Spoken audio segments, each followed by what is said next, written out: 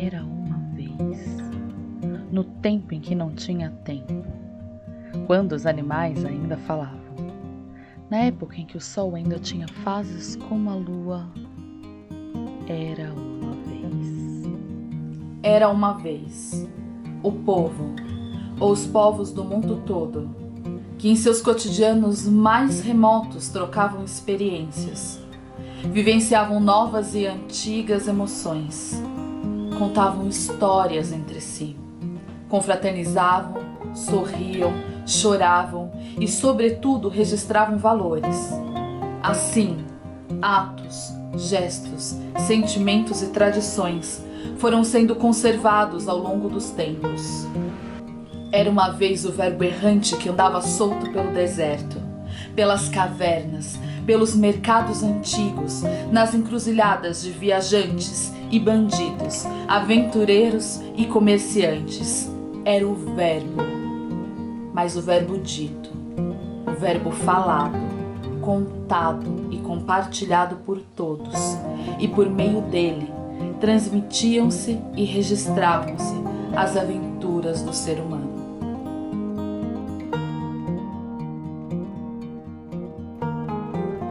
Olá, eu sou Luísa Bittencourt, atriz e contadora de histórias, e é uma alegria estar aqui para compartilhar um pouco da minha trajetória na contação de histórias e sobre esse universo tão rico que é o universo da narrativa.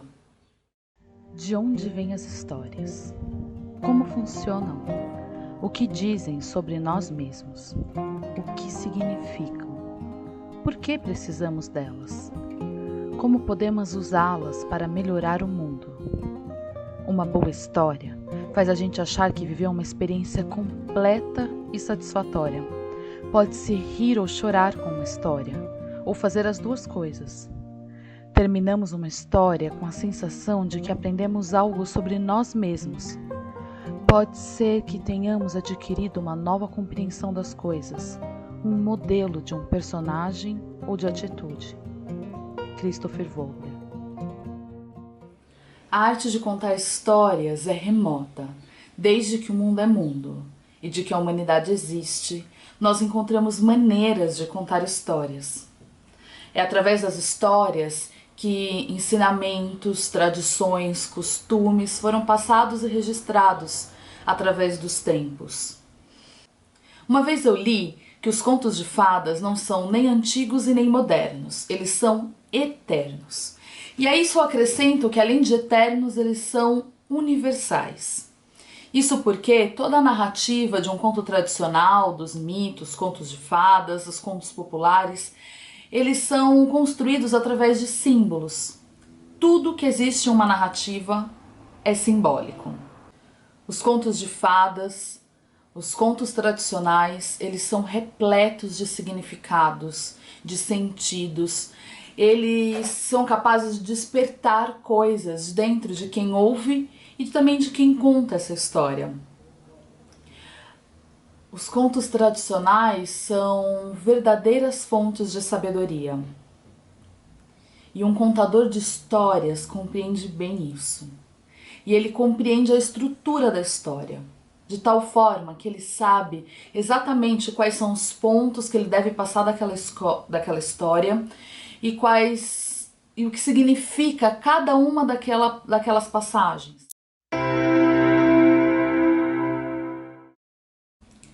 Muitas vezes a gente se pergunta qual é a importância de contar e ouvir histórias nos dias de hoje.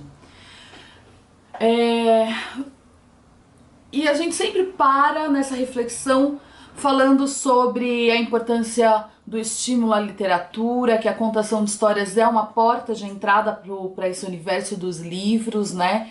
Nós falamos muito sobre o estímulo à imaginação, só que a importância da contação de histórias, na minha opinião, ela tá para muito além de tudo isso. É claro que tudo isso é muito importante, claro que a contação de história de fato é uma maneira, é uma porta de entrada para o universo da literatura, é riquíssimo em imagens, riquíssimo o vocabulário, tudo que é apresentado para a criança através da história é de uma riqueza inquestionável. Só que a importância da contação de história está para além de tudo isso. Se a gente parar para pensar como era quando a gente ouvia histórias, quando a gente era pequeno, quem contava histórias para mim? Como era esse momento? Como eu me sentia? Eu posso até pedir para você que está me ouvindo, por um momento fechar os olhos e se lembrar de como era ouvir histórias. Perto de quem? Qual é a voz do seu contador de histórias da infância? Que tipo de histórias ele te contava? Quem era o seu contador de histórias? Era seu pai, sua mãe, um tio, um irmão mais velho? Era a professora? Era o avô? Um vizinho? Quem te contava histórias? Como você se sentia quando ouvia essas histórias? Como o que ela despertava em você, o que aquele momento despertava em você? Porque a contação de história está para além do texto, está para além das palavras, está para o que ela constrói entre quem ouve e quem conta. Contar histórias é uma maneira de construir um elo de afetividade entre o contador de histórias e o escutador de histórias. Provavelmente, quando você para lembrar sobre como era o momento em que você ouvia histórias quando pequeno, vai te despertar algo bom dentro de você, algo que te diverte, ou você pode se emocionar, ou você pode se sentir bem. Porque é isso, através dessa voz, desse contador de histórias, uma relação é construída. E quando o seu contador de histórias da infância é alguém importante para você, são seus pais, é alguém da sua família, isso é ainda mais rico, porque além do elo da afetividade é construído também um elo de confiança. Porque quando uma criança escuta uma história, ela embarca nessa aventura junto com você, junto com o personagem daquela história. Tudo que os personagens da história passar, ela vai passar junto. Os momentos de aventura, os momentos de medo, os momentos de susto, as alegrias, as conquistas, a criança vai vivenciar isso junto, como se fosse com ela. Porque quando uma criança escuta uma história, ela tende a se colocar no lugar do outro. E ela precisa confiar em quem está contando essa história para ela. A voz do contador de histórias é um lugar seguro para viver essa aventura junto com os heróis, os personagens das histórias. Por isso é tão importante contar histórias desde que as crianças são pequenas e para toda a vida. Como eu disse, as histórias são eternas e são universais. Então, quando eu escuto uma história quando eu sou pequena, eu compreendo uma coisa. Ela desperta algo em mim. Ela me desperta de uma maneira naquela fase da minha vida. Anos depois, eu vou ouvir aquela história de novo e eu vou compreender coisas diferentes. Ela vai despertar em mim coisas diferentes, porque eu vou ter vivenciado outras coisas em minha vida. Então, por isso que elas são eternas, porque a cada fase da minha vida que eu escuto uma história, ela vai me despertar de uma maneira diferente, dentro daquilo que eu preciso e que eu tenho capacidade de compreender.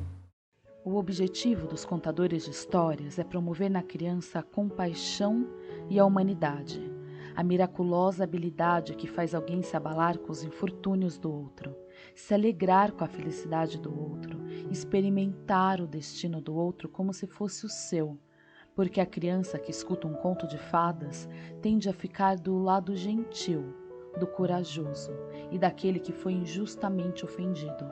Nossa busca é despertar, nutrir e fortalecer na alma responsiva da criança essa habilidade de valor incalculável, sem a qual não somos humanos. Muitas vezes me perguntam se existem histórias mais apropriadas para cada faixa etária. Eu acredito muito no que os griots africanos falam, que uma história não tem idade. Uma história é uma história, ponto. E cada um vai compreender aquilo que está pronto para compreender daquela história. A gente tem o costume de querer adocicar as histórias para não assustar as crianças, para protegê-las de alguma maneira. Mas quando a gente começa a adocicar as histórias, suprimir elementos das histórias, modificar algumas passagens desses contos tradicionais, nós estamos traindo a história. Ela está perdendo o seu sentido original, ela está perdendo a sua simbologia, ela está perdendo os seus significados, ela está sendo transformada, não necessariamente de uma maneira positiva. Porque quando eu adocico uma história, quando eu penso que a criança não está preparada para ouvir aquilo, eu estou subestimando o poder imaginativo daquela criança, a capacidade dela de entender as coisas através da subjetividade. As histórias são criadas, construídas a partir de símbolos. E o símbolo é um mediador entre o fantástico e o real. É o que vai dialogar com a realidade da criança, são os elementos simbólicos de uma história. E exatamente por ela ser escrita dessa maneira que ela não vai agredir, que ela não vai passar além dos limites com uma criança, porque ela vai compreender os símbolos de acordo com o que ela tem capacidade de compreender em cada faixa etária. É claro que existem algumas técnicas diferentes. É claro que eu sei que uma criança de menos de 3 anos não vai conseguir ouvir uma história com mais de 5 minutos, porque a capacidade de atenção da criança, ela vai mudando de acordo com a faixa etária. Então eu sei que para crianças menores eu tenho que contar histórias mais curtas. Mas também não preciso me preocupar no sentido, ai meu Deus, aqui tem uma bruxa má, aqui tem um monstro. Não, a partir desses símbolos, a partir dessas imagens, é que ela vai poder assimilar e vai poder vivenciar determinados tipos de emoções, de sentimentos que a gente precisa aprender a lidar com eles.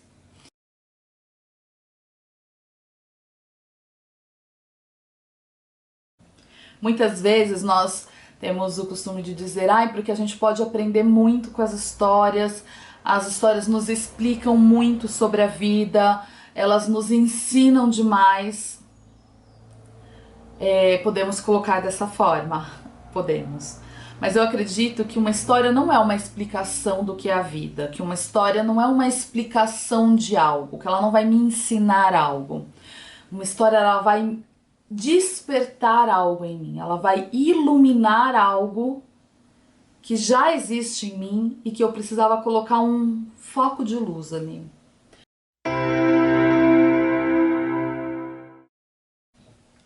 Eu gosto de ver as histórias como uma estação de trem, uma linha de trem, né? Vai ser uma viagem que nós vamos passar. E esse trem, ele tem as estações para parar. Em cada estação que esse trem para, entram personagens para aquele momento da história e alguns personagens saem. E depois ele segue viagem. Então eu sempre gosto de ir marcando como se fosse uma linha do trem. Aqui é essa estação, vai acontecer a apresentação do personagem e o universo no qual ele vive.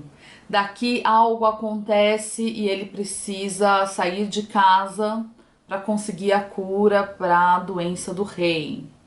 E assim vai, eu vou marcando as estações e o que acontece de principal em cada uma delas, a ordem por onde essa história deve passar. Assim eu consigo organizar bem o meu pensamento.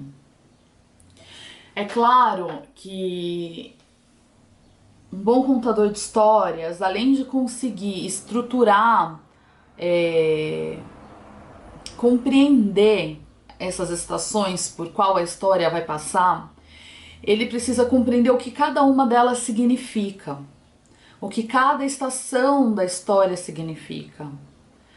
E compreender que, dependendo de como eu narrar aquela estação, aquela parte da história, eu vou estar dando um sentido para ela.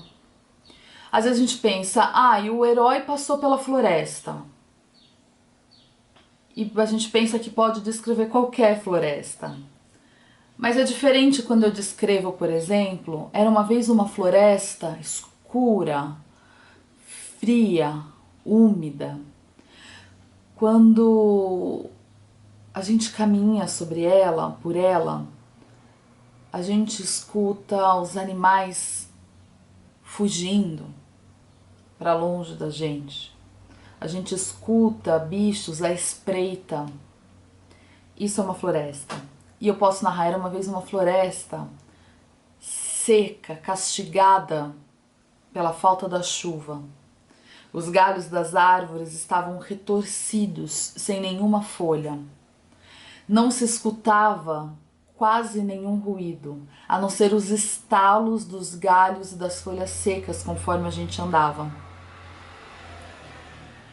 Para todo lado era desolação, e o que se encontrava dos animais eram carcaças dos bichos mortos de sede e de fome. São duas florestas completamente diferentes e cada uma delas me traz uma sensação diferente. A floresta fria, úmida, escura, com bichos vivos à espreita que se rastejam conforme eu passo, me traz a sensação de medo, de alerta, de atenção. Já a floresta castigada pela falta de chuva, seca, é a presença da morte iminente. É tipo, eu saio dessa floresta, eu vou acabar com umas carcaças desses animais. Então elas significam e simbolizam coisas diferentes. A maioria das histórias, elas têm uma estrutura muito parecida. Nisso, Joseph Campbell fala sobre o monomito, a jornada do herói, onde ele identificou dentro dos mitos e dentro dos principais contos uma estrutura que se segue. É quase uma fórmula, não é uma fórmula, é quase, porque algumas histórias não passam por alguns pontos em que Joseph Campbell coloca a jornada do herói, o monomito. O que ele fala é que é cíclico. Então existe o mundo comum, o herói dentro do mundo ordinário, onde algo acontece que ele chama de chamado para a aventura. Depois do chamado para a aventura, tem como o negar a aventura, que não é necessariamente dizer não vou fazer o que deve ser feito, mas é quando o herói da nossa história ele reflete sobre os perigos que ele vai enfrentar. Porque geralmente um herói, quando sai do seu mundo comum, ele não vai passar por um oásis. Ele vai enfrentar situações muito difíceis. Ele geralmente tem que cruzar uma floresta, ele vai para um mundo desconhecido, para um reino muito longe, ele vai empreender uma viagem. Ele sai literalmente do seu mundo comum para enfrentar essa aventura. E aí tem todos os pontos onde o Joseph Campbell explica, mas o que eu quero falar com isso é que essa estrutura fica muito clara, né? A gente sabe que o herói vai enfrentar uma aventura, que o herói ele vai para um mundo desconhecido, que ele vai enfrentar perigos onde a própria vida dele está em risco, ele vai conseguir o que ele precisa para voltar para o seu mundo e salvar uma pessoa, o rei, algum personagem ou todo o reino onde ele morava. E ele volta transformado por aquela aventura. Resumindo, bem resumidinho a ideia, porque o que eu quero pegar dessa estrutura para falar com vocês é compreender então o que significa cada passagem da história, é identificar quando eu tô lendo um conto essas passagens e o que ela significa. Eu tava falando da questão das florestas, né? Como descrever essa floresta. Independente qual é o tipo de floresta, a gente sabe que a floresta vai significar um mundo desconhecido, cheio de perigos, de coisas que eu vou precisar enfrentar. Agora, como é essa floresta? Cada história vai pedir que essa floresta, essa paisagem seja descrita de uma maneira diferente, porque elas significam e elas nos despertam coisas diferentes. Então eu preciso saber o que precisa ser despertado no ouvinte com a passagem naquela floresta. É o medo da morte iminente, é o perigo à vista, é a alerta, atenção pelo caminho. O que significa, né, essas passagens?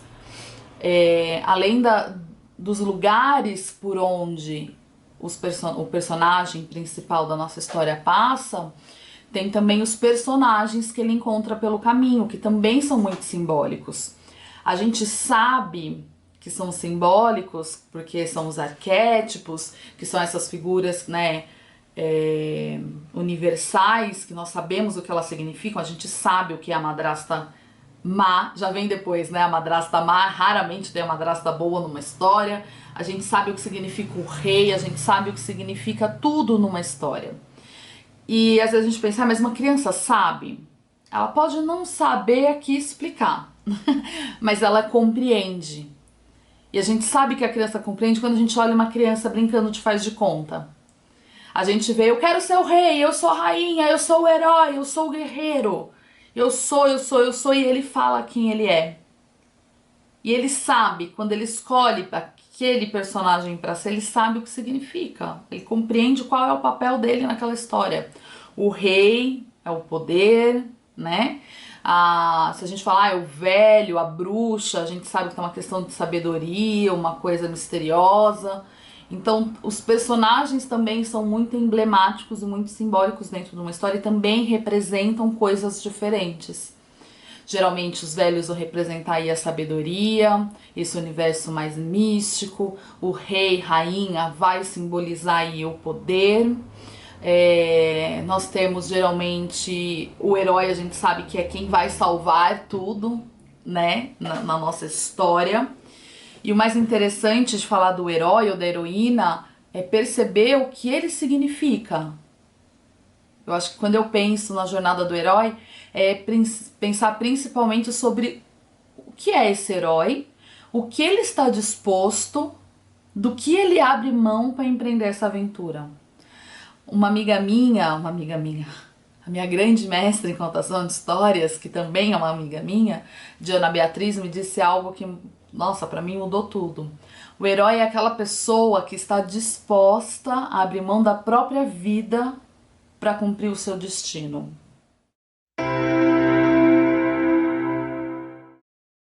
Sempre me perguntam como escolher uma história para contar. Eu costumo dizer que o primeiro passo é escolher uma história que você gosta. É o passo mais importante, na verdade. Escolher uma história que você gosta de contar, uma história que é importante para você, uma história que mexe com você.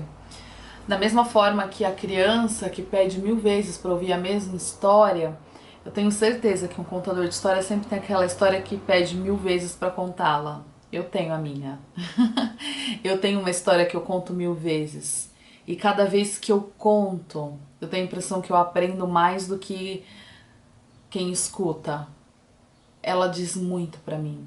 Ela me mostra muito. Ela me desperta pra vida de uma maneira diferente. Ela me instiga, ela me atrai de alguma maneira. E são histórias como essa que a gente precisa buscar, histórias que nos despertem para a vida de uma maneira diferente, que signifique pra gente. Tem um escritor russo que costuma dizer que quem escolhe as histórias para as crianças do hoje são as crianças do ontem. A gente só vai passar adiante aquela história que de alguma maneira nos modificou, que foi significativa quando a gente era criança ou quando a gente ouviu aquela história. A gente não vai contar uma história que não nos diz nada, que não me desperta nada, que tanto faz. Não. Não tem sentido. Como você vai contar com paixão uma história que não te desperta paixão? A gente precisa ser muito sincero com a gente na hora de escolher uma história para contar. Depois de escolher uma história que você gosta, você precisa conhecer essa história muito bem. Você precisa ler e reler e reler e reler e procurar outras versões, compreender cada etapa dessa história, compreender a estrutura dela, os personagens dela, o que eles representam, o clima da história, para que você possa aí então começar a trabalhar a sua narrativa. Depois de conhecer muito bem a sua história, as outras versões, escolher que versão você vai contar, entender a estrutura dela, por onde ela passa, por onde os personagens vão passar, quem ele vai encontrar no meio do caminho, como, né? A partir daí você começa a treinar a sua narrativa. Eu gosto muito, isso é uma ferramenta que funciona para mim, e eu compartilho aqui. Eu gosto muito de quando eu vou estudar história, de colorir a história. Eu tenho uma caixa de lápis de cor e eu começo a colorir. Então é uma parte tranquila, eu vou e passo ali uma cor que me transmite tranquilidade, um azul clarinho. É um momento de medo, de tensão, eu vou para uma cor mais obscura. É um momento de paixão, cores vibrantes, e eu vou brincando com isso, porque quando eu vejo o texto inteiro colorido, eu entendo que eu não posso contar ele de uma maneira só. Ficar monocorde, sempre no mesmo ritmo, no mesmo tom de voz. Não faz sentido. Se visualmente ele tem brilho, tem cor, tem textura, sonoramente ele também precisa ter cor, textura, ritmo. Mais importante também do que falar sem parar, palavra por palavra do texto, é saber quando encontrar o silêncio da história, as pausas, saber quando acelerar o ritmo da narrativa, saber quando ralentar esse ritmo da narrativa, saber quando mudar o tom de voz, quando falar assim mais forte, mais firme, quando sussurrar a história. Tudo isso muda completamente a sua apresentação. E tudo que você faz enquanto você conta uma história também significa tanto quanto as palavras que você diz. Tudo, quando você está diante de alguém, significa a maneira que você se move, os gestos que você escolhe, as pausas que você faz, o como você olha, se você vai estar em pé, se você vai se colocar no mesmo nível do seu ouvinte, se você vai abaixar. Tudo isso significa, representa alguma coisa. E é isso que a gente precisa entender. Toda escolha dentro de uma narrativa, ela significa. E o que você quer dizer com as suas escolhas na hora de contar uma história? Cada história vai te pedir coisas diferentes, ritmos diferentes, cores diferentes, pausas diferentes, gestos, tudo. Então, cada história você vai ter uma necessidade diferente. Eu não posso decidir, eu sempre conto dessa maneira. Não, cada história vai te pedir para ser contada de uma maneira. E estar aberto para ouvir o que essa história está te pedindo é um passo muito importante. Você precisa não só falar da história, você precisa falar com a história. Você precisa contar essa história antes 1000 vezes para você mesmo, para entender o que ela tá te pedindo, o que ela tá te entregando, para depois você poder se entregar para ela. Era uma vez o menor jardim do mundo. E se assim ele era, não é porque tinha encolhido, mas porque o mundo ao seu redor tinha crescido demais. E o jardim, com as suas pequenas vidas e suas plantas, foi ficando cada vez menor e um mundo cada vez maior. Ali, bem no meio do jardim, em cima de uma pequenina semente, um vovô tatu bolinha contava história para os seus netos tatuzinhos. Também para as meninas joaninhas que, com seus quase vestidos de bolinha, deslizavam pelas pétalas das flores. As borboletas amarelas prolongavam o pouso para ouvir aquela história que até o inquieto grilo parou para ouvir. Era uma história que falava sobre um tempo futuro onde não existiria mais jardim nenhum. Neste momento, o velho barão, que era um besouro sério, carrancudo, de nobre família, ouvindo aquela história, quando terminou, falou assim: "Sabe, vovô Tatu Bolinha, ouvindo esse seu conto, me faz pensar que o mundo não tem mais jeito, não há mais o que ser feito."